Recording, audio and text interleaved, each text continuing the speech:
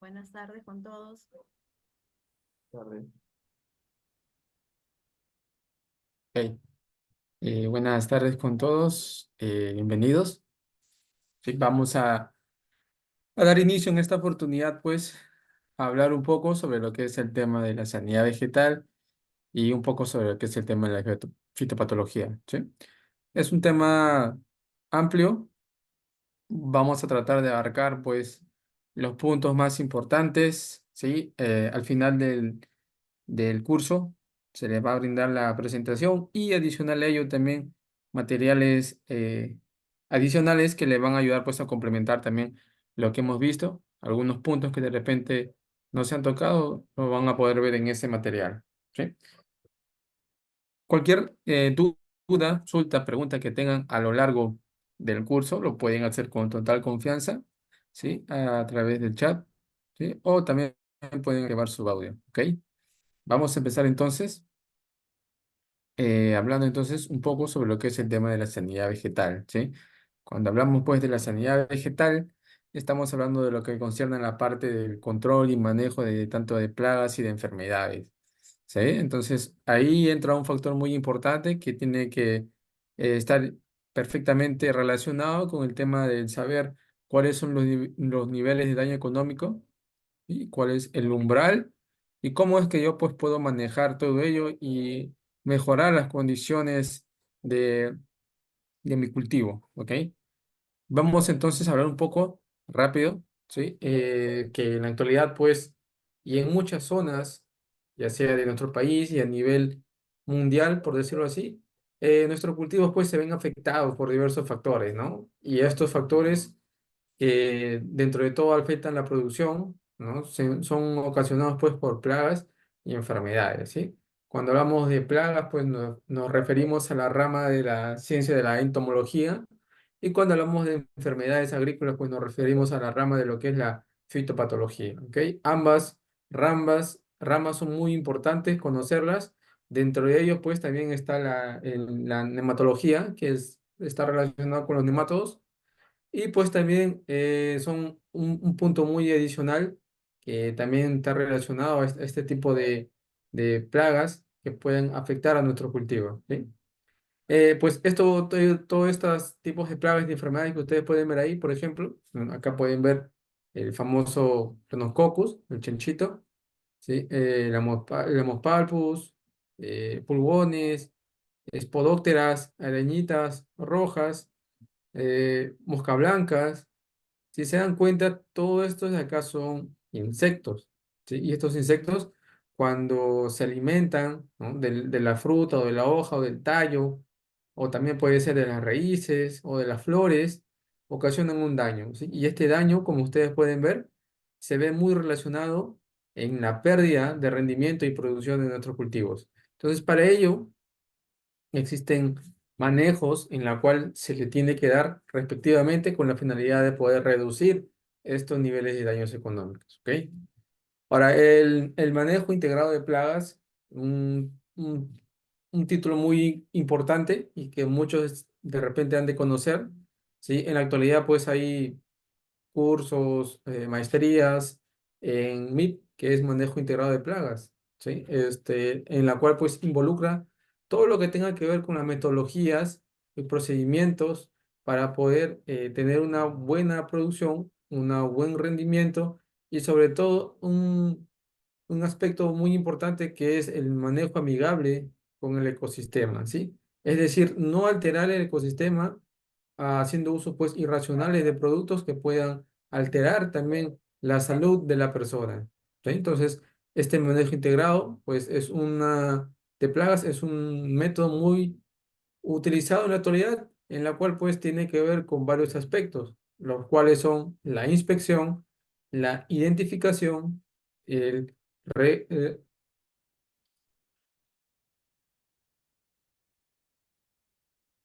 perdón, ok, disculpen, estaba pasando la voz, perdón.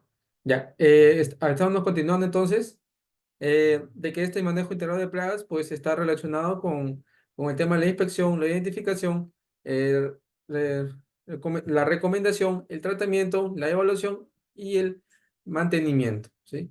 Mantenimiento, pues, es todo lo que está relacionado a lo que es el tema de limpieza y todo lo que tenga que ver con el tema del cambio, ¿no? En caso, por ejemplo, de plagas de control etológicos, hay mantenimientos, ¿sí? Para el tema de las feromonas también hay mantenimientos, para el tema de plagas como controles de plásticos, de pegantes, también hay mantenimiento, entonces todo ello involucra el manejo integrado de plagas, ¿ok? Ahora, ¿qué es una plaga? Es importante entonces rápidamente definir qué es una plaga. ¿Ok? Una plaga pues es cualquier especie, raza o biotipo vegetal o animal y agente patógeno dañino para la planta, ¿sí? Es decir, todo aquello que pueda alterar la producción, que pueda alterar la fisiología, el desarrollo del cultivo, es considerado como una plaga, ¿sí? Entonces, plaga no solamente también está relacionado a insectos, también está relacionado a artrópodos, a hongos, a pseudohongos, a ácaros, a nemátodos, aves, virus, viroides, bacterias, malezas. Fíjense, las malezas también son consideradas como unas plagas. Y los insectos, desde luego, pues, ¿no? Entonces, todo esto, todos estos organismos son considerados como plaga, ¿sí? Entonces, parte de ello es importante entonces conocer, identificar qué tipo de plaga tenemos, ¿no? Y pueden ser aves que pueden ocasionar alteraciones y pérdidas de rendimiento en los cultivos, un nematodo que puede atacar la raíz, puede ocasionar nódulos, agallas, y esto pueda, pues, perjudicar la absorción de nutrientes, un insecto que puede, dependiendo de su tipo de piezas bucales, también puede alterar, ¿no? el desarrollo del cultivo. Todos estos aspectos es importante identificarlos y para eso es importante la evaluación, el monitoreo, la inspección, ¿sí? Pues esta inspección, monitoreo o evaluación puede ser pues diaria, puede ser de repente interdiaria, en algunos casos, dependiendo de la intensidad, puede ser cada 2 o 3 días.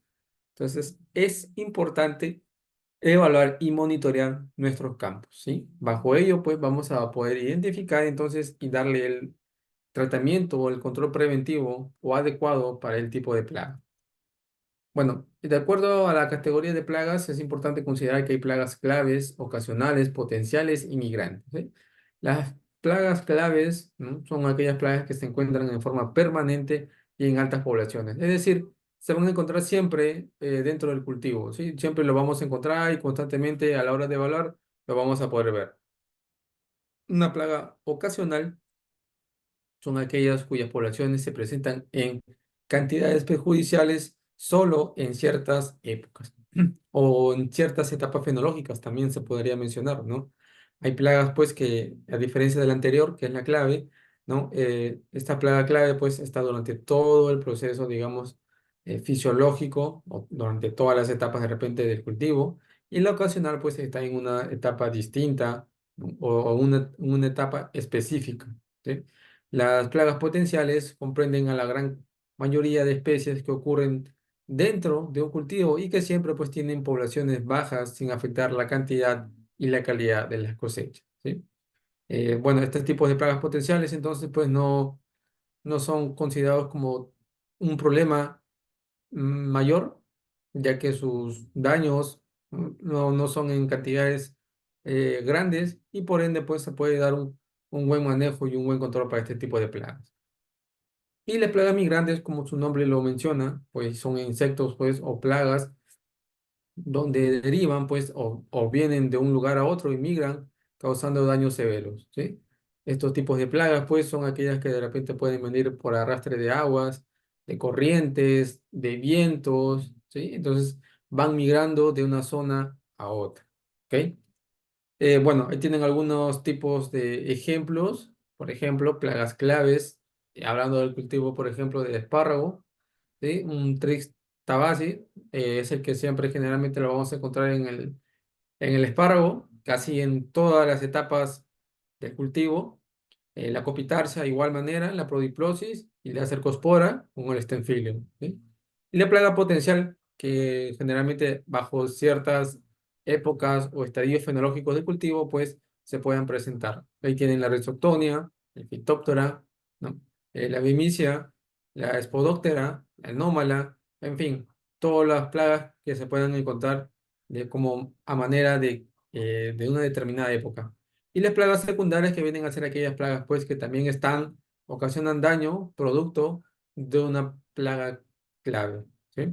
Estos pues son derivados de la plaga clave, pero que también ocasionan daños y pueden alterar la fisiología del cultivo. Ahí tienen, por ejemplo, la grotis, digamos, palpus, heliotis, euchistus, la espodóctera y la Puccinia espárraga, ¿no? Que hemos conocido como la roya.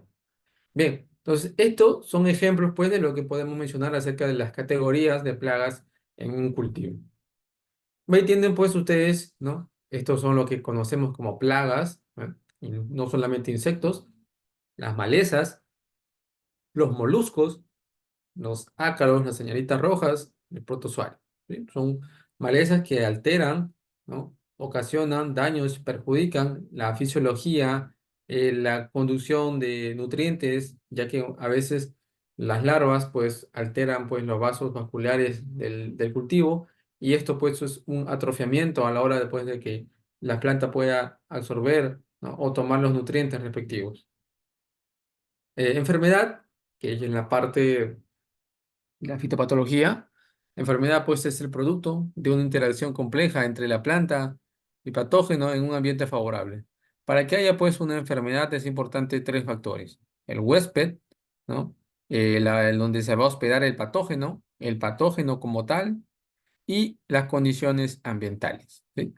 Huésped, patógeno y condiciones ambientales. Son los tres factores que van a tener que estar presentes para que pueda desarrollarse una enfermedad. ¿Qué pasa si no hay un ambiente favorable? La enfermedad no puede desarrollarse. Pero ¿qué pasa si hay un buen ambiente favorable, un patógeno virulento, pero no hay un huésped? Desde luego, la enfermedad no va a poder desarrollarse tampoco. Entonces, siempre tiene que haber una interacción. Basta que falte uno para que no se pueda, digamos, desarrollar una enfermedad. ¿Sí? Y ahí tiene un ejemplo, ¿no? Por ejemplo, en el cultivo de la papa, ¿no? La rizoctonia, cómo es que se desarrolla y cómo es que a través de sus diferentes procesos, ¿no? Ingresa al cultivo e incluso cuando quedan los rastrojos o las semillas, puede estar habilitado incluso, ¿no? A través de los esporangios, de las esporas, y bajo condiciones ambientales adecuadas de humedad y temperatura, pues pueden desarrollarse nuevamente e ingresar al cultivo. ¿Sí? Bueno, todo lo que es tema relacionado con las enfermedades, lo volví a mencionar en el inicio, tiene que ver mucho con el tema de la fitopatología. Es la rama que involucra y estudia todo lo que es el tema de los hongos, cómo se desarrollan en las bacterias, igual, las fases sexuales y asexuales, los virus, los viroides, los hongos, los pseudohongos, entonces, todo ello involucra la fitopatología. Y los nemátodos, pues, es una ciencia aparte, una rama que es la nematología, ¿sí? Que se encarga del estudio de todo lo que es los nematos, ¿no? La forma de estos nódulos o agallas en los cultivos, en las raíces, da la presencia de un nemátodo, ¿sí? Cuando veamos raíces con nódulos o agallas, que son pequeños globos que están en las raíces, es definitivamente la presencia de nemátodos, ¿ok? Bueno, rápidamente, ¿qué son signos y síntomas? Importante saberlos porque va a ser parte de la evaluación tanto de plagas y de enfermedades para poder pues determinar cuánto es el nivel o el daño que está presente en el cultivo, ¿sí? Síntomas es la expresión visible de la enfermedad, lo que se puede ver, lo que se puede apreciar a simple vista. En el caso de una mancha necrótica en la hoja es un claro ejemplo de un síntoma y signos, ¿no? De la presencia visible de patógeno en el tejido del huésped. Es decir, los síntomas se pueden ver, pero los signos no. Muchas veces los signos a veces tenemos que de repente verlo quizás a través de un estereoscopio, de un microscopio, para poder conocer y saber cuál es lo que está causando ese problema, ¿sí? Puede haber una necrosis, muy bien, es un síntoma, pero el signo es conocer cuál es el huésped o cuál es la enfermedad que está ocasionando esa necrosis, ¿ok? Entonces son dos cosas muy distintas, síntomas y signos. Lo que podemos ver es síntomas. Y aquello que no podemos ver o contabilizar quizás es los signos, ¿sí? Un claro ejemplo también de esto podría ser de repente aquello que nosotros conocemos como de repente el oidium. El oidium, por ejemplo, sabemos y conocemos muchas veces los síntomas del oidium, podemos ver el oidium, analizar el oidium a través de una lupa entomológica, podemos también ver la presencia de esos polvos blancos que están en la hoja, pero que muchas veces su signo no lo podemos contabilizar o no lo podemos ver. Para ello tenemos que llevarlo a un laboratorio y ver a través de un estereoscopio cómo es, digamos, el tipo de hongo que está ocasionando pues este problema, ¿sí? Entonces, es que quede claro el tema de lo que son signos y síntomas. Bien, síntomas de una enfermedad, bien, la enfermedad es importante conocerla, se presenta a través de diferentes este, parámetros, pueden ser necrosis, atrofiamiento, hipertrofias complejas o prenecróticas, ¿sí? Cuando hablamos de prenecróticas, por ejemplo, claro ejemplo de las prenecróticas son la marchitez, la clorosis, el amarillamiento, ¿no? Que se producen en las hojas y que posteriormente empiezan a necrosarse, ¿no? Prenecrótica es aquello que da inicio y el necrosis es lo que ya ha sido más afectado, ¿no? Ha dado inicio el amarillamiento y luego posteriormente viene después ya la necrosis, la pérdida del área foliar de la hoja. ¿Ok? Bueno, entonces la necrosis también puede ser anillos necróticos, pudrición, chancros, en el caso de la chupadera fungosa, como es el fusarium, ¿no? Las pústulas, como las rollas, son necrosis. Cuando hablamos de atrofamiento es porque a veces de repente produce enanismo, produce atrofamiento para la conducción de nutrientes al cultivo y eso pues altera pues el desarrollo, ¿no? de nuestra planta. El enanismo, la clorosis, los mosaicos, ¿no? Son un claro ejemplo del atrofiamiento. La hipertrofia tiene que ver mucho con los nódulos, con las agallas, lo que es relacionado al tema de nemátodos. Las escobas de bruja, que también podemos verla de repente en los cultivos de uva, ¿no? Son muy conocidos las escobas de bruja. Los tumores, y las complejas son aquellas que tienen que ver pues con exudaciones y cuarteamientos, ¿no?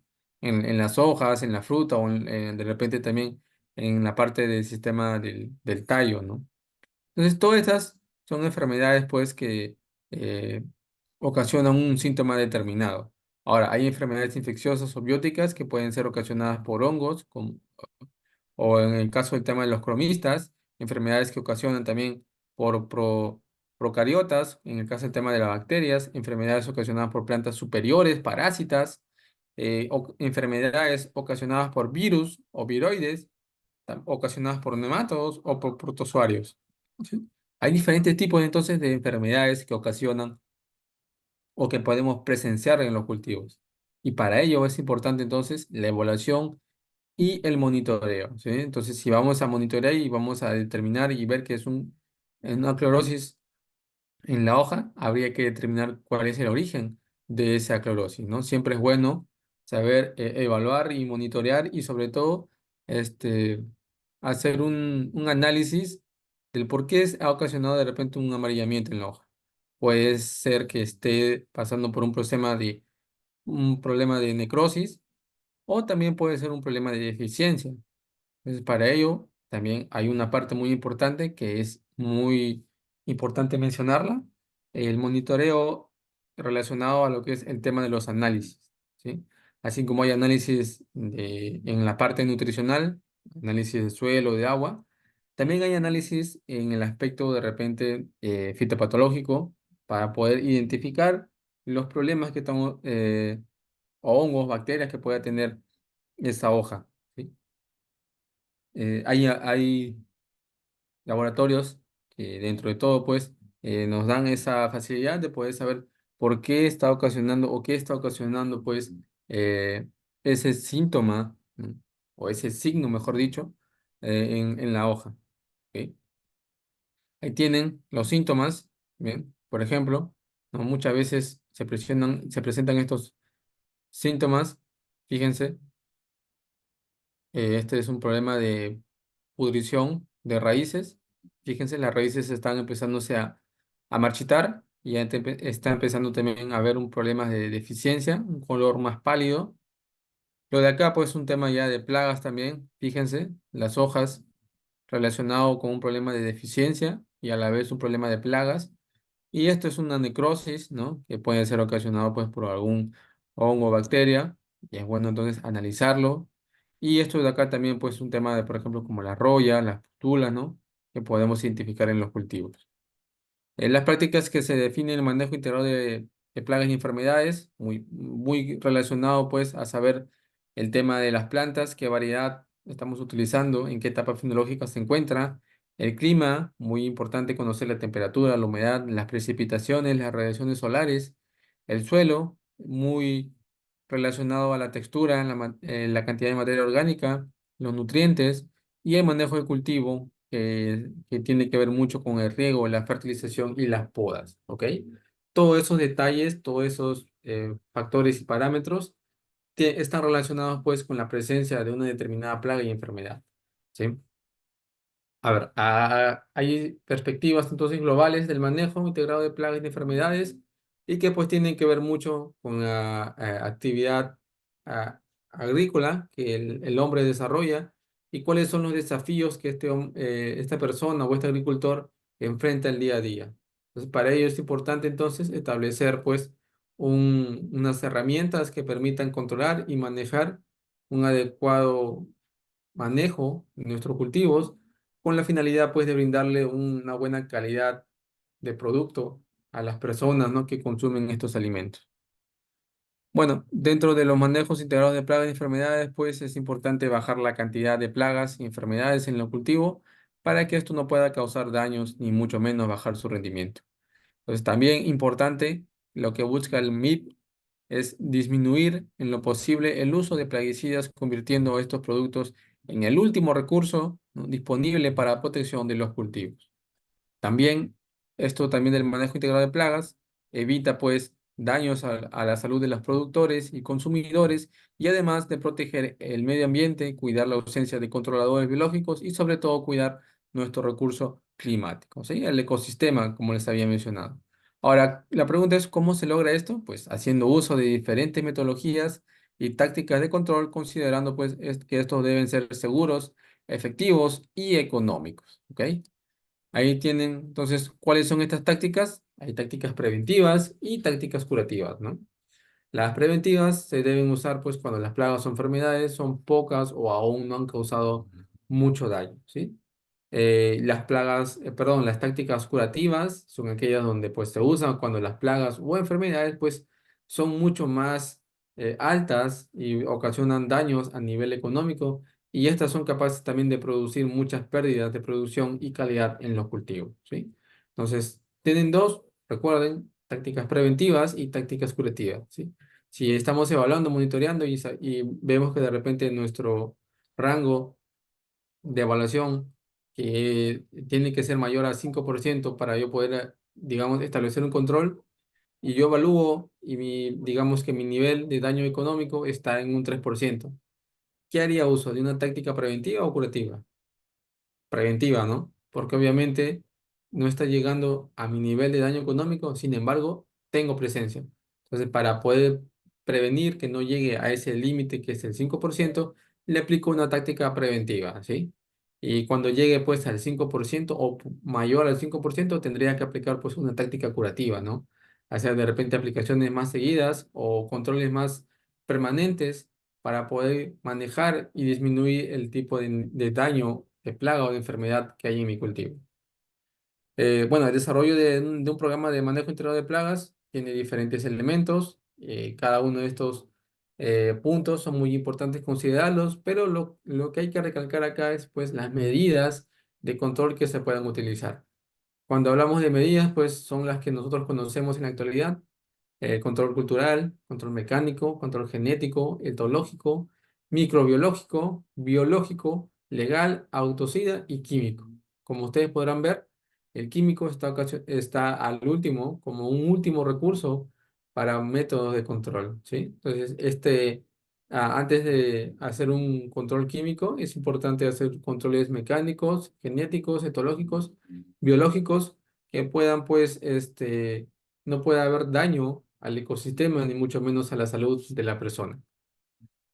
Cuando se pretende evaluar o monitorear una plaga o una enfermedad, es importante identificar la etapa fenológica del cultivo.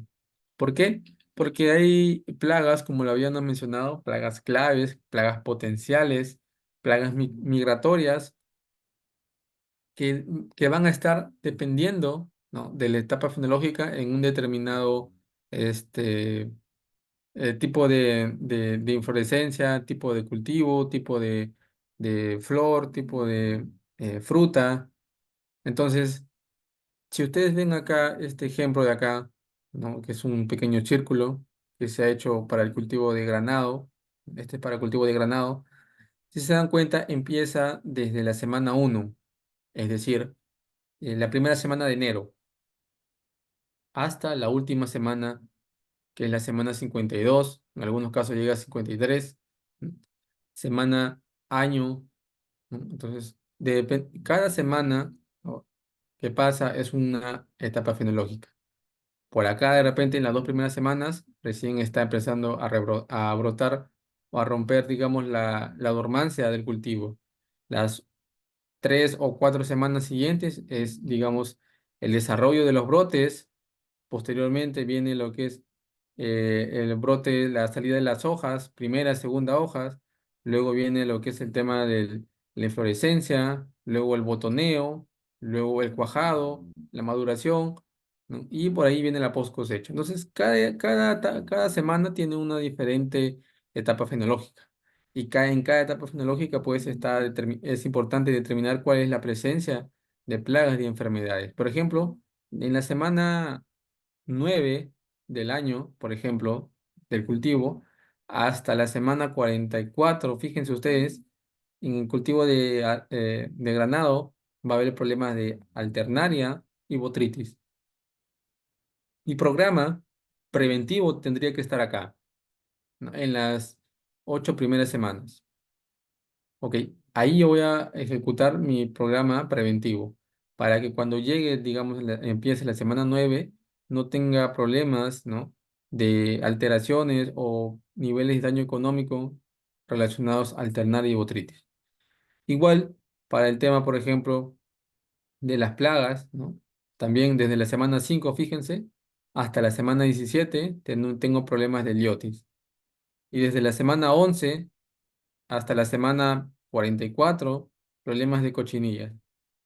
Y acá en las primeras 17 semanas, presencia de trips, de pulgones y de mosca blanca.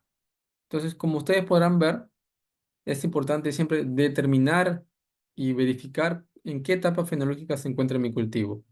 Y en base a ello, pues hacer un monitoreo y hacer un registro, ¿no? No, que de repente parecido a este, ¿no? Algunos tienen otras formas de repente de evaluar, monitorear y hacer un resumen. Dependiendo de cómo ustedes lo hagan, es muy válido. Lo importante es determinar, ¿no?, y fijar cuáles son los puntos críticos en los cuales yo tengo la presencia de una plaga o de una enfermedad.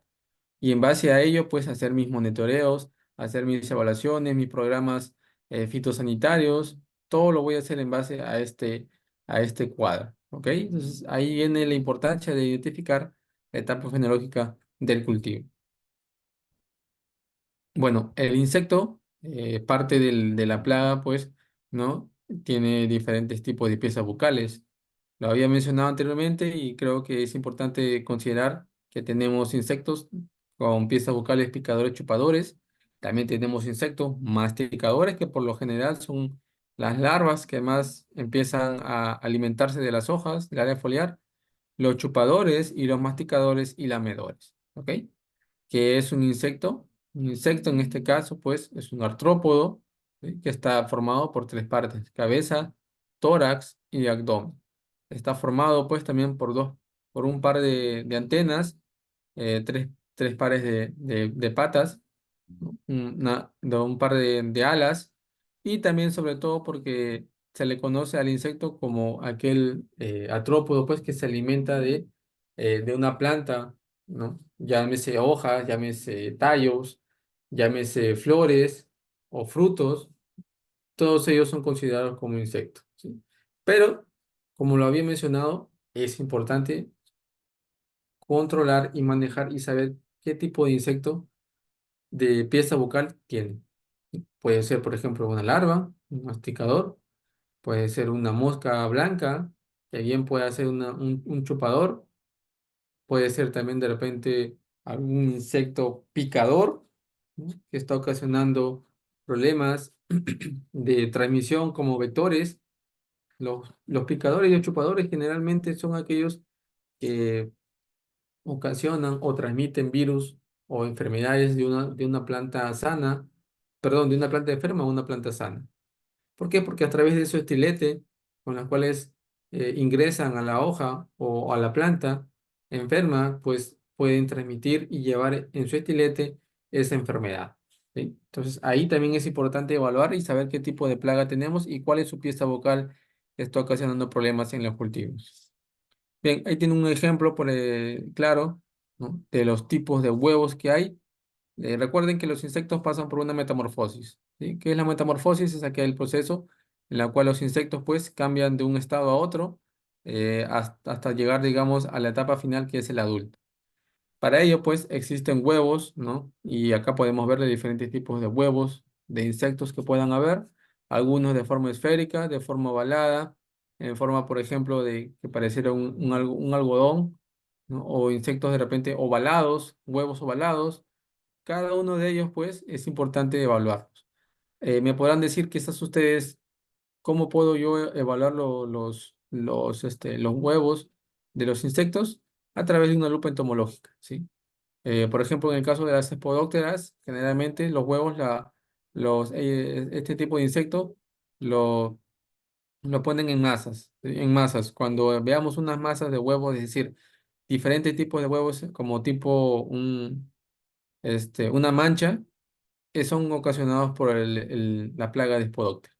Luego del huevo, pues pasan a un proceso larval, ¿no? Que son los estadios. A veces hay estadios larval uno, 2, 3, 4, 5, o incluso en algunos insectos llegan hasta el estadio 7, ¿sí?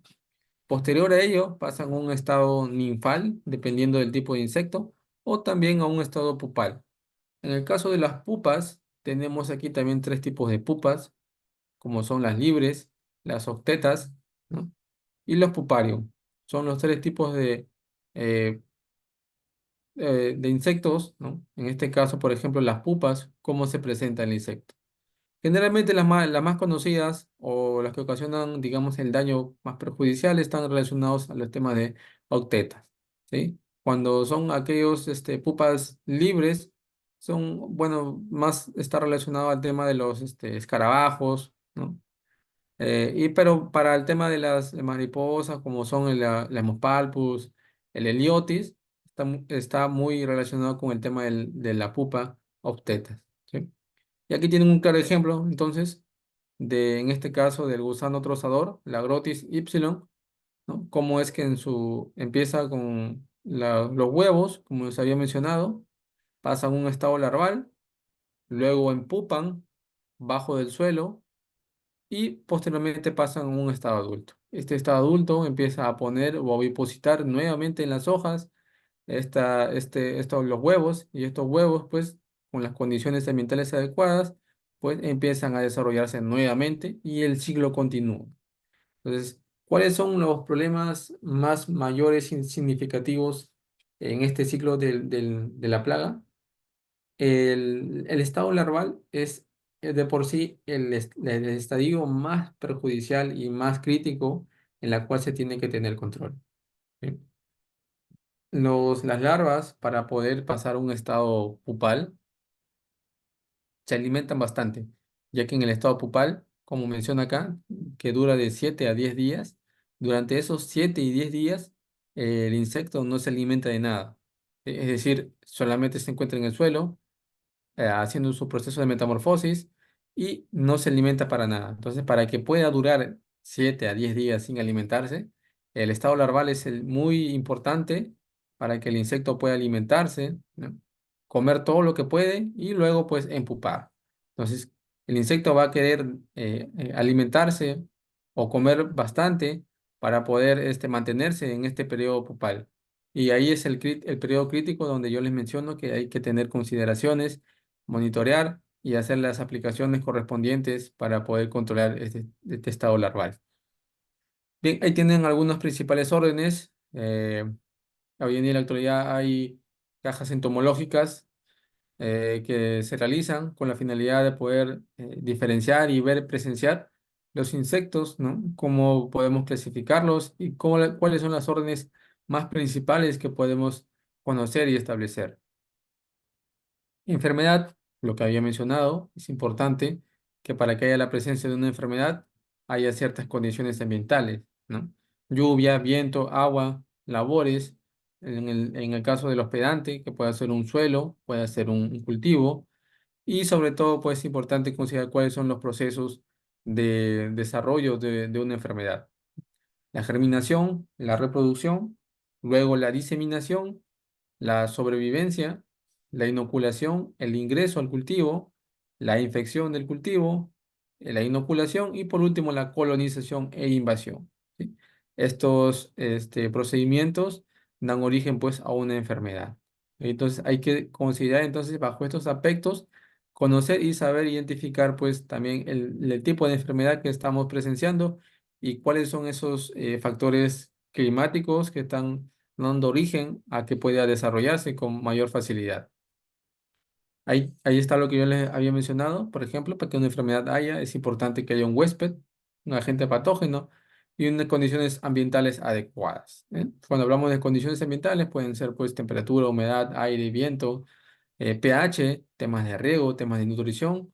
El agente patógeno está relacionado pues con los hongos, las bacterias, los virus, los nemátodos, ¿no? Los microplasmas. Y cuando hablamos de huésped, pues puede ser un cultivo, ¿no? O incluso un suelo donde pueda hospedarse la enfermedad. En los monitoreos de plagas y enfermedades, bueno, hay métodos directos y métodos indirectos. Los métodos directos son los problemas ocasionados por hongos y bacterias del suelo, como son el caso de los ácaros, las virosis, los nemátodos, los cuales se deben de observar en todas las plantas en conjunto. Y cuando hablamos de métodos indirectos, pues es el uso de trampas con atrayentes para insectos en estado adulto. ¿Eh? Entonces, vamos, dependiendo de estos tipos de métodos, vamos a poder observar y monitorear y saber pues cuál es el método o digamos la acción correspondiente que vamos a realizar dentro de nuestro programa de monitoreo. La evaluación, como lo había mencionado, es importante. ¿Sí? Para evaluar las especies, tanto plagas y enfermedades, es importante considerar que el área, ¿no? o el lote a evaluar no debe ser mayor a 10 hectáreas y que este monitoreo o esta evaluación se debe dividir en 5 zonas aproximadamente o también pues se puede observar, ¿no? De repente cómo vamos a realizar este tipo de evaluación. Cuando digo el tipo de evaluación, pues puede ser evaluaciones que puedan ser en tipo zigzag, ¿no? O en tipo de repente como este de acá, atravesando el campo, ¿no? También en zigzag, tomando dos puntos distintos, o en X, algunos de repente en forma de círculos, otros de repente en forma por focos puntuales. Entonces, dependiendo de la metodología que utilicemos, es importante que esa evaluación abarque todo el área, ¿sí? Que abarque todo el área, porque si no abarca todo el área, pues no es representativo. Ahora, ¿qué se evalúa? Se evalúa brotes, se evalúa tallos, se evalúa ramas, frutos, flor, hojas, ¿no? Raíces, en fin, todo lo que podamos evaluar o monitorear es muy importante. Una cartilla de evaluación, un ejemplo, ¿no? de cómo es que se puede evaluar, ¿no? Un cultivo y cuáles son, digamos, los parámetros, ¿no? En caso de brotes de hojas, se pone, digamos, el nombre de la plaga o de la enfermedad, se considera cuáles son los números de larvas o posturas encontradas y si esta evaluación se está haciendo a orillas del campo o en sublotes, ¿no? Y tomando acá 20 puntos en la zona. sacándole un total, un promedio y el porcentaje de infestación. ¿Sí? Entonces, todos esos datos son muy importantes dentro de la evaluación. Un ejemplo de ello, por ejemplo, para temas de plagas, ¿no? Son los trips. Los trips, pues, son insectos que se pueden contabilizar, los podemos ver y podemos dar, pues, un dato cuantitativo, ¿sí? Es decir, un dato que tenga un valor o un número. Por ejemplo, para poder evaluar un TRIPS es importante, pues, establecer grados. Grado 1 hasta grado 6, ¿sí? En algunos consideran de repente hasta grado 5 nada más. ¿Sí? Pero es importante saber de que el grado 1 es aquel brote que no tiene presencia de TRIPS. Cuando entramos al grado 2 es aquel cultivo que tiene de 1 a 5 trips por brote. Entonces ya va aumentando. El grado 3 tiene de 6 a 10 trips. El último grado 6 tiene más de 50 trips por brote. Entonces, el programa o la táctica preventiva va a estar dentro del grado 1 y del grado 2. ¿Sí? El grado 1 y el grado 2 voy a aplicar mi táctica preventiva y a partir del grado 3 aplicar mi táctica curativa, ¿sí? Para evitar pues que esta presencia de 6 a 10 individuos de TRIPS se incremente y pueda ocasionar daños en mi cultivo. En el caso del Staphylium, por ejemplo, para el cultivo de espárrago, ¿no? Importante, a diferencia de una plaga que muchas veces no se puede contabilizar, simplemente se observa el síntoma, ¿no? Entonces, si se observa el síntoma, lo que vamos a hacer es también dividirlo en grados, ¿no? Pero ya no vamos a contabilizar el número de Staphylium que hay, sino que vamos a contabilizarlo por el número de manchas. ¿Sí? Entonces, el grado 1 es brote sano, grado 2 brote con 1 a 5 manchas, grado 3 con 6 a 10 manchas. El grado 6 último tiene más de 50 manchas por brote. Entonces, al igual que el caso anterior, mi táctica preventiva tendría que estar pues en el grado 1 y en el grado 2, ¿sí? Porque es el nivel de daño económico en la cual no tengo muchas eh, problemas a la hora de que mi cultivo se pueda desarrollar. A partir del grado 3 pues sí ya es un problema porque ya está viendo más de 6 a 10 manchas que puedan alterar pues la fisiología del cultivo. Ahora, la evaluación pues entonces de las enfermedades es importante considerarlas, evaluación de incidencia y severidad. ¿Qué es incidencia y qué es severidad? La incidencia, por ejemplo, es el porcentaje de hojas afectadas y la severidad es el porcentaje de área foliar afectada. Ojo, no es lo mismo incidencia que severidad. Incidencia, porcentaje de hojas afectadas y severidad, porcentaje de área foliar afectada. ¿Sí? Por ejemplo, en número de muestras, ¿no? Tenemos 6 hojas, ¿sí? Es la incidencia. Las hojas sanas, por ejemplo, de las 6 número de hojas que yo estoy evaluando, 2 están sanas y 4 están enfermas. Entonces, sacando el porcentaje, ¿no? En este caso, haciendo una regla de 3 simples, obtengo pues que mi incidencia es un 66% de incidencia de hojas afectadas. Ahora, ¿cómo yo evalúo la severidad? Es considerando pues el porcentaje de área que ha sido afectada por una determinada enfermedad. Por ejemplo, yo tengo un cultivo que tiene 4 hojas, ¿no? Como en el caso de acá, el ejemplo. En la primera hoja tiene una mancha, la segunda tiene dos, la tercera tiene 5 manchas y la cuarta hoja tiene 12 manchas. Entonces, sacando, digamos, un promedio general de las 4, divididas pues en 4, va a salir que mi severidad está en un 5%. ¿Sí? Entonces, fíjense que no es lo mismo entonces incidencia que severidad. Y en base a ello, pues también vamos a poder conocer e identificar cuál es el problema, cuál es la severidad que está ocasionando en mi cultivo. Umbral de daño económico, que es lo que le había mencionado, es importante entonces saberlo y conocerlo.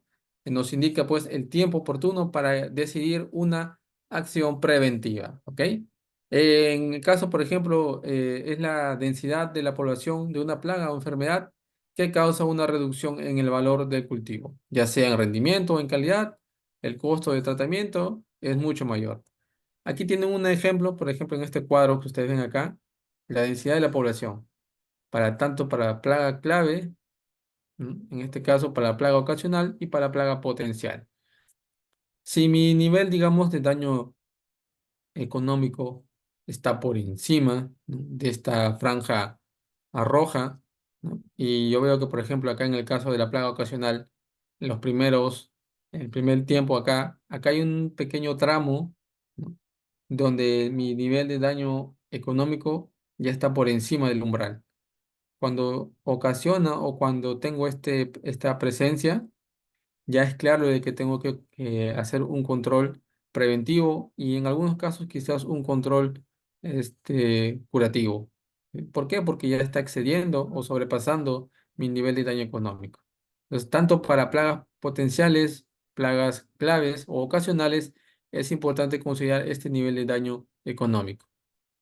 Las tomas de decisiones entonces son muy importantes, que tienen que ver mucho con el monitoreo, la edad de cultivo, el desarrollo de la planta y otros aspectos importantes a considerar como son la nutrición, el tema de las podas, el tema del manejo, de las aplicaciones, en fin, todos los puntos a considerar dentro de una toma de decisión. Ahora, ¿cuáles son los métodos de control entonces? Que ya lo habíamos mencionado. Hay indirectos y directos. Los indirectos son los legales, los genéticos y los culturales. ¿Eh? Y en cuanto a los directos, tenemos los mecánicos, físicos, químicos y biológicos. Todos estos son una lucha integrada para poder disminuir y reducir el nivel de plagas y de enfermedades. ¿Ok?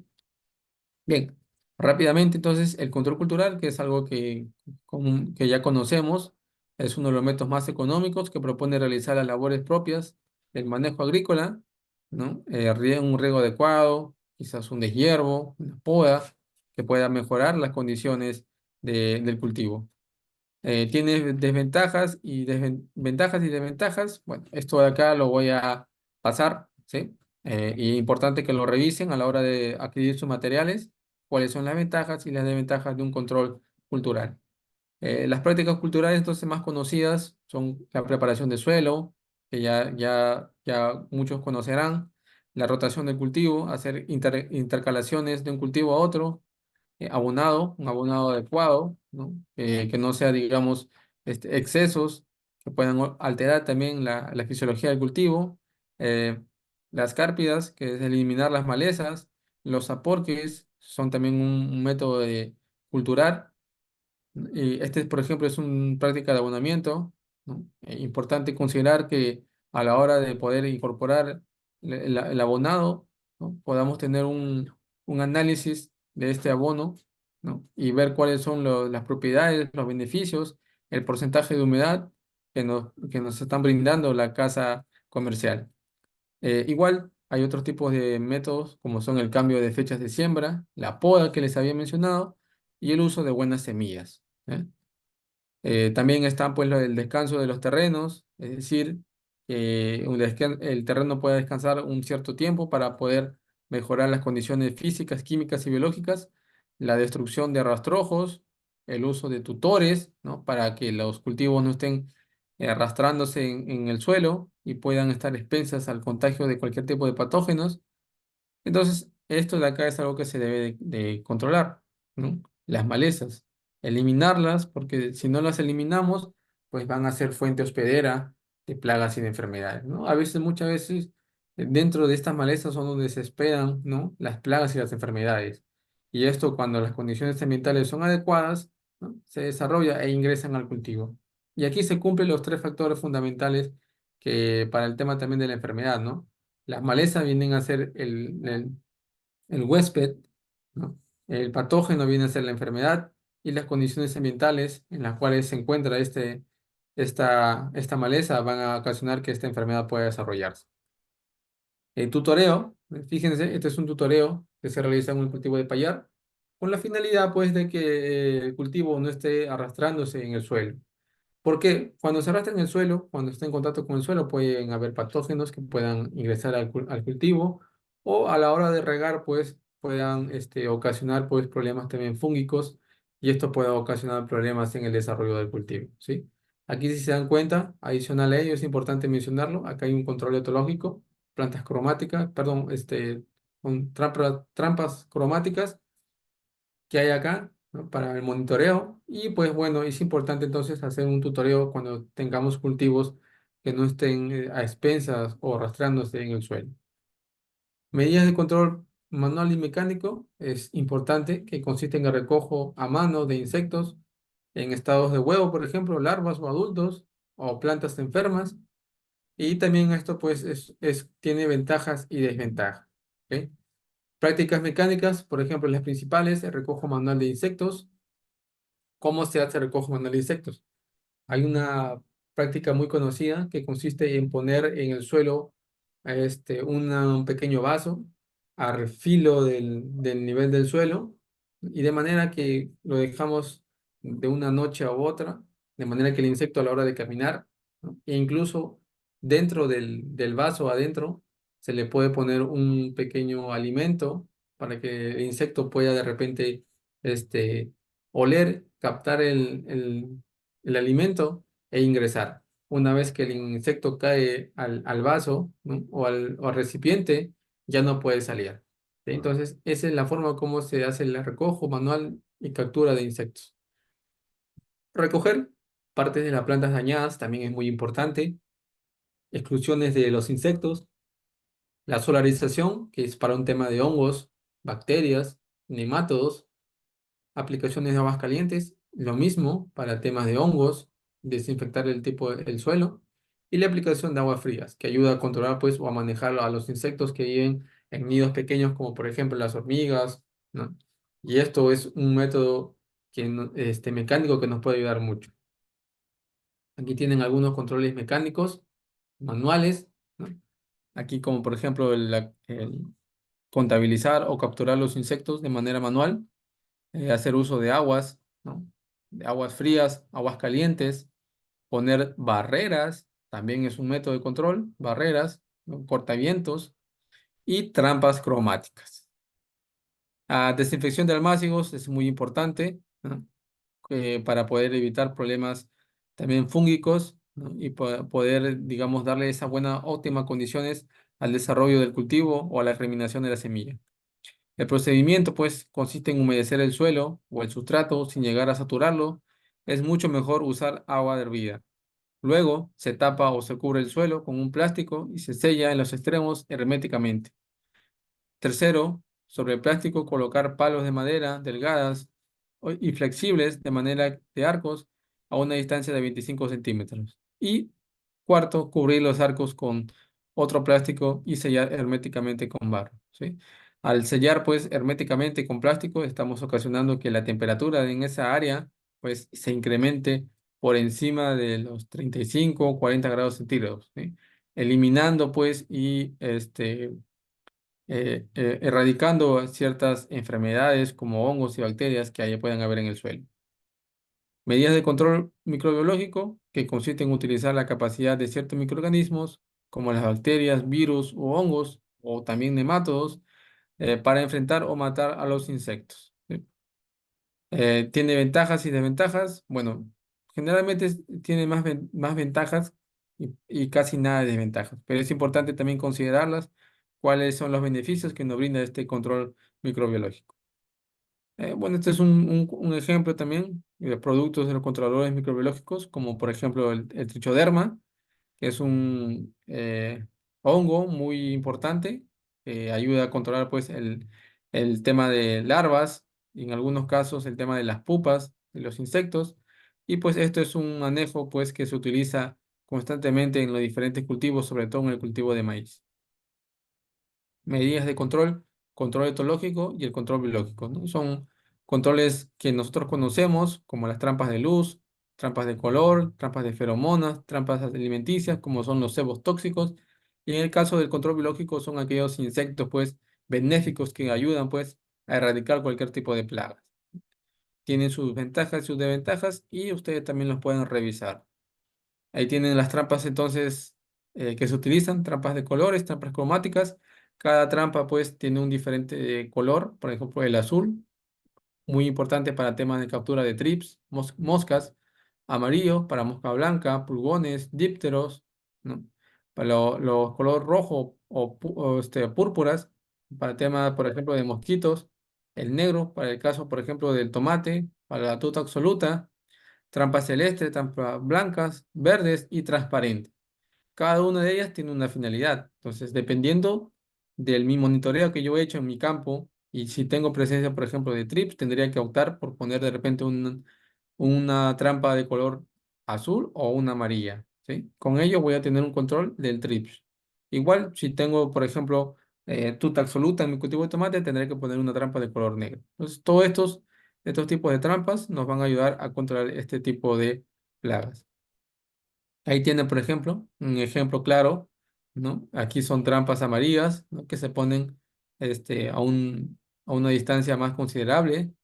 O también existen trampas ya que venden prácticamente simplemente para poder colgarlas e instalarlas, ¿no?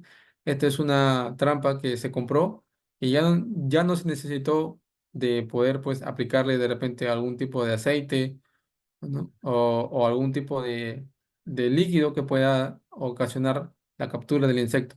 Simplemente se compra y ya viene listo para poder instalar. Y también pues trampas de luz que son para capturas de adultos más que nada, ¿no? El adulto, por ejemplo, se le pone una luz, ¿no? Una en la noche más que nada, los noctuides, y son atraídos pues por la luz. De manera que a la hora de llegar a la luz hay una pequeña corriente que ocasiona pues que los insectos puedan morir al instante y caer pues a cada recipiente que se encuentra acá abajo. ¿Ok? Esto es un control también muy utilizado en algunos sectores, por ejemplo, de acá de la zona. Se utiliza más que nada en la noche, ¿no? Algunos ponen paneles solares arriba con la finalidad de capturar la energía durante la mañana y en la noche pues pueda ser activada esta trampa de luz. Cebos tóxicos que también son muy conocidos, algunos ya de repente ya lo practican o lo han realizado para la captura, ¿no? Y erradicar pues temas de larvas, ¿no? En caso en el cultivo del payar, por ejemplo, se ha utilizado cebo tóxico ya que el insecto al poner el cebo prefiere alimentarse del cebo y luego pues muere por procesos pues de intoxicación y la larva pues queda inhabilitada. Feromonas, en el caso, por ejemplo, para atrayentes de machos, por ejemplo, ¿no? También se utilizan feromonas. Para el caso de la mosca de la fruta, se utiliza bastante, ¿no? Y esto es una práctica muy utilizada, pues, a nivel de control etológico.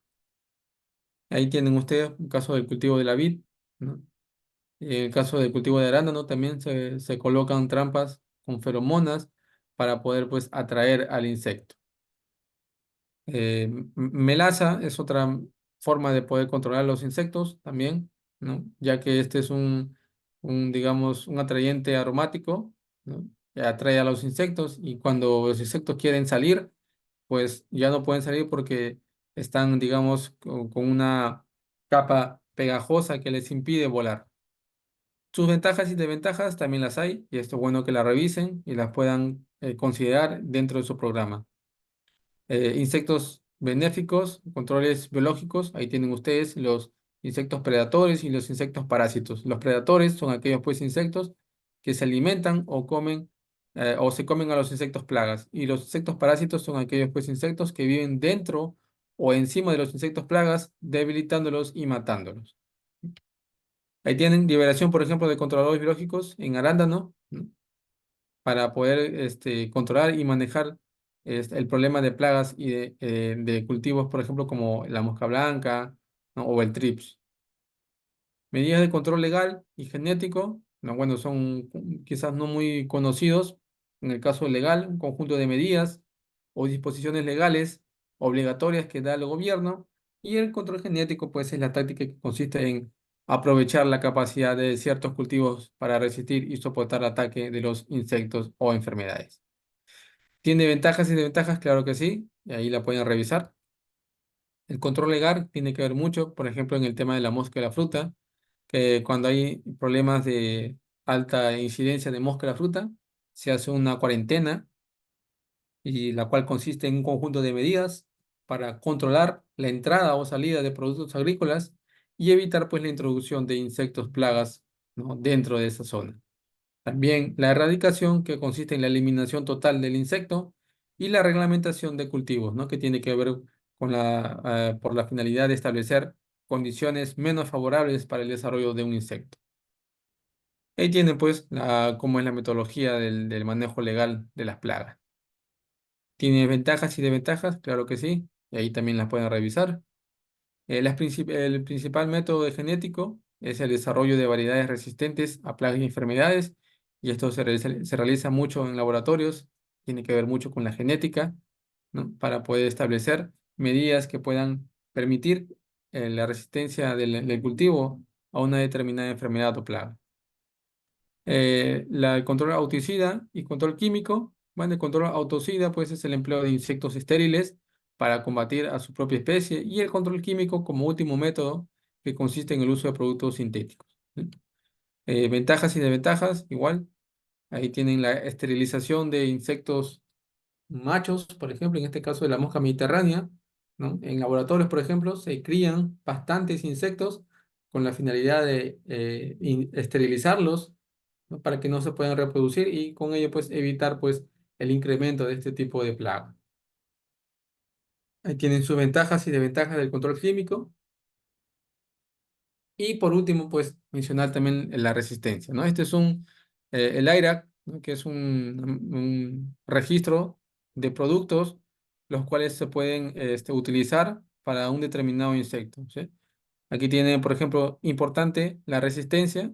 La resistencia es, por ejemplo, cuando hacemos una aplicación química de un producto, y a la siguiente aplicación le volvemos a aplicar el mismo producto, a la subsiguiente el mismo producto, la plaga genera una resistencia. Es decir, cuando ya la plaga aplicamos y la plaga digamos, no disminuye, sino que por el contrario aumenta. La plaga ya ha adoptado pues entonces resistencias a ese tipo de producto. Entonces lo que se tiene que hacer es alternar los productos químicos. ¿Para qué? Para que la plaga pues no pueda ocasionar, originar resistencia a determinados productos. Bueno, ahí tienen ustedes pues entonces, ¿no? Los grupos principales o acciones primarias, los subgrupos químicos y las materias activas de registro que puedan utilizar. En el caso, por ejemplo, del 3, ¿no? Moduladores de canal de sodio que atacan el sistema nervioso. Dentro de ellos, los subgrupos químicos que tenemos son el 3A, que son los piretroides y las piretrinas, ¿no? Y ahí tienen las materias activas, ¿no? Como son la Z, la cipermetrina, los pirimetrinas, cipermetrin, deltamitrin, bueno, todas las materias activas que nosotros conocemos, ¿no? Y así tenemos para cada uno de ellos, ¿no? Por ejemplo, para el sistema nervioso, para el sistema muscular, para el sistema de crecimiento, reguladores de crecimiento, el sistema digestivo, igual, sistema nervioso, metabolismo de energía, todo ello, pues, es importante considerarlo, ¿sí?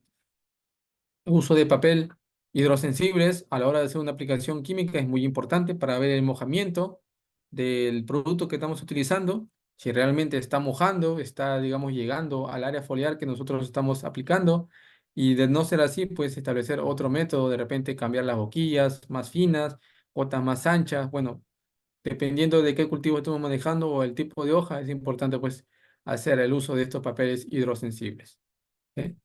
Bien, y antes también de terminar, les voy a simplemente a mencionar que les voy a adicionar un material. A ver, un ratito. Ok.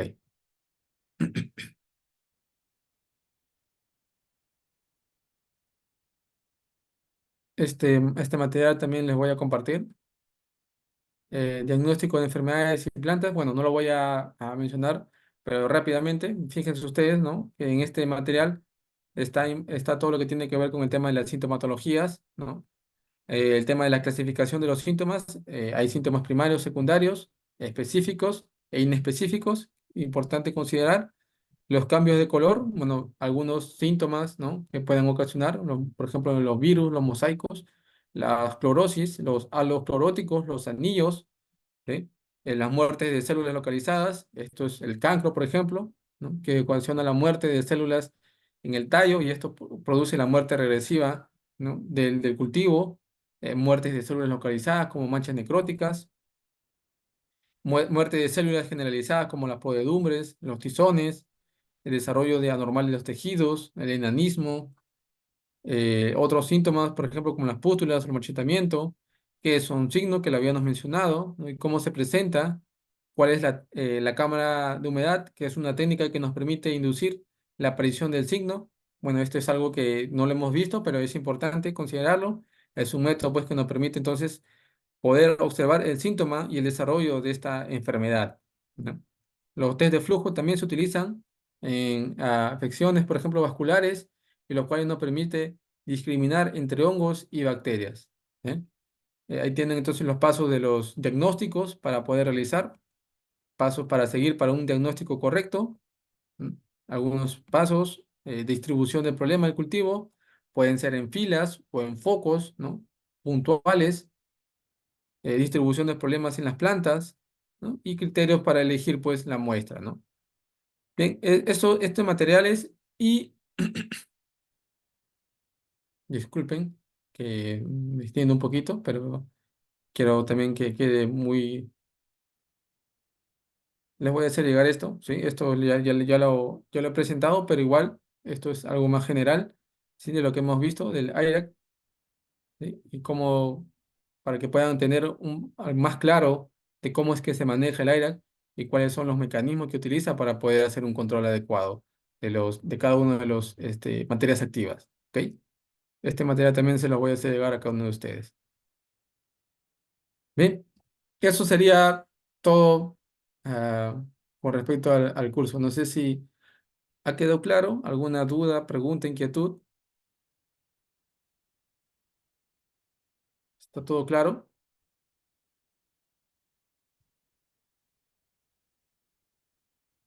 Creo que sí, ¿no? Bien, creo que al final de la presentación, eh, a ver,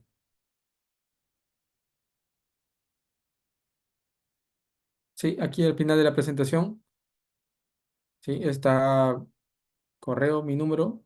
Ahí pueden hacer cualquier duda o consulta que puedan tener. Sí, la puedan hacer con total confianza y les voy a estar respondiendo a cada uno de ustedes, ¿no?